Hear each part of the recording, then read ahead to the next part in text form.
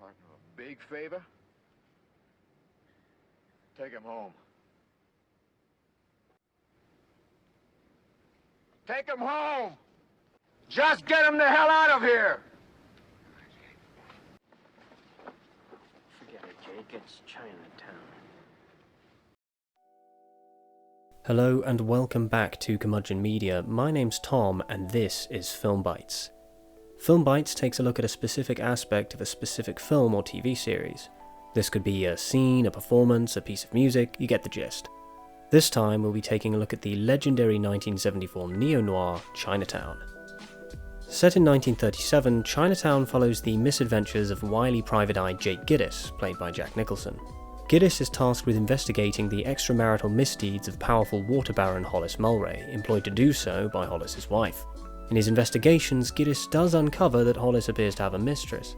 More importantly though, he discovers that thousands of gallons of water are being dumped into the ocean in the middle of a drought, and Hollis has been doing a little prying into this phenomenon himself. It later turns out that the woman who employed Gittes is an imposter, and the real Mrs. Mulwray, played by Faye Dunaway, is none too pleased about his snooping. Hollis turns up dead, and a murder mystery of classic proportions ensues. That's all I'll say about the plot for now, but be warned, I'm going to be spoiling the hell out of Chinatown in this video. If you haven't seen it, I implore you to go watch it, it's really good. If you have seen it, or you just don't care about spoilers, then let's dig in. Chinatown boasts one of the greatest scripts in the history of cinema, frequently referred to in screenwriting classes everywhere, and I know this because Amazon Prime Video told me so. Seriously though, Robert Towne's wonderful screenplay is nothing to sneeze at. It really is a masterclass in script economy, and that's what we're going to be talking about in this video. The efficiency of Chinatown's story is broadly touched upon in JMR's video exploring the greatest screenplay of all time, link in the description. But I'd like to own in on a specific part of Robert Towne's economical storytelling: Chekhov's gun. If you're a film buff of any kind, the chances are that Chekhov's gun is a familiar idea to you. The term refers to a principle recorded by Russian playwright Anton Chekhov, and as the adage goes, if there's a gun hanging on the wall in the first act, it should be fired in the third. Broadly speaking, Chekhov is saying that every detail in a script should have a reason to be there, and if it doesn't, it should be cut. Not so broadly speaking, this principle is often taken literally, whereby a detail is introduced early in a screenplay to be paid off or fired later on. This is what is meant by script economy. I think this is a slightly robotic way of viewing the art of storytelling, but when it's used effectively, it can maximise the payoff of your film. Chinatown boasts plenty of examples of Chekhov's gun at play. The most obvious example is the character of Curly, introduced in the opening scene. In this scene, we're told two things. 1. Curly is one of Gittes' clients. 2. He's a little short for cash, so he owes Gittes for his investigation. Curly is the gun hanging on the wall. When he's brought back later in the movie, he's then used by Gittes to escape the cops and to transport Evelyn Mulwray out of the state. Let's break this example down a little more though. Chekhov's gun may be a catch-all rule for writing an efficient script, but it sits really comfortably in a detective movie, or any kind of mystery for that matter. It's like we, the audience, are provided with the means to piece the story together as though we were piecing together a puzzle. Curly isn't even a particularly dramatic example, but the knowledge we're given in the opening scene allows us to preempt the direction of the story just before it happens. We know he owes Gittes, so we know Gittes is going to call on him for a favour and get Evelyn Mulwray out of harm's way. Allowing us to preempt the story in this way adds to the satisfaction of watching it play out. When Curly appears, the penny drops. What I'm saying is that in Chinatown, Chekhov's gun is used for more than just economy. That feeling of the penny dropping allows Robert Towne to maximise the dramatic effect of his screenplay, even in such a minuscule example as with Curly. With that in mind, I'd like to break down what is perhaps the most important use of Chekhov's gun in the entire film. So, Gittes discovers that Evelyn Mulwray has Hollis's mistress in her custody, and seemingly against her will. It all seems incredibly suspicious. When he confronts her about it, this happens.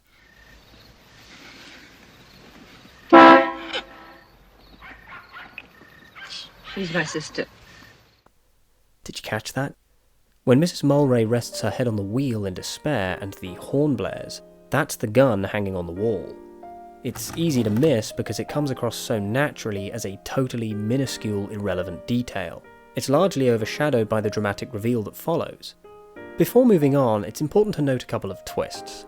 It turns out that Evelyn Mulwray's sister is also her daughter, a child born of her own father, Noah Cross, having sexually assaulted her when she was 15. Noah Cross, as played by John Huston, is also responsible for the murder of Hollis Mulray. In light of this information, let's fast forward to the end of the movie. So it goes down like this. Evelyn is suspected for the murder of her husband, and the police are hot on her trail. When she tries to escape, the cops start firing.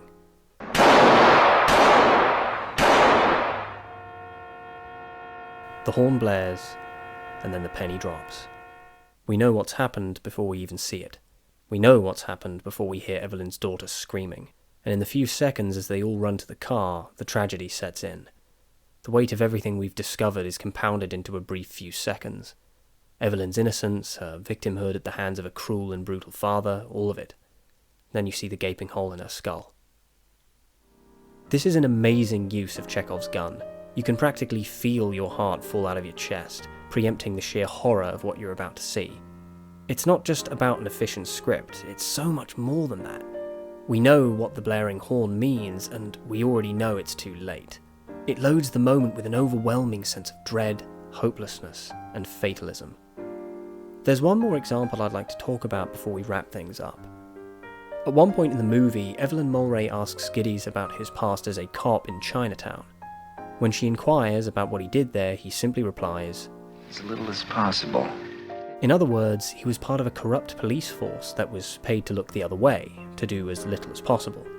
After Evelyn is killed and Giddys stares on in defeat, the last thing he says to the police is, "As little as possible." As little as possible. This example of Chekhov's gun is interesting not because it allows us to preempt the dramatic beats of the film, but because it reincorporates earlier information to contextualize information in the present. Evelyn's death isn't an accident. It isn't just the result of incompetent police work. When Giddys utters under his breath, "as little as possible," we know that she died because of corruption. We know that she died because they were paid to do as little as possible. And when the most famous words in the entire film are spoken, it becomes a symbol of just how insurmountable that corruption is. Forget it, Jake. It's Chinatown.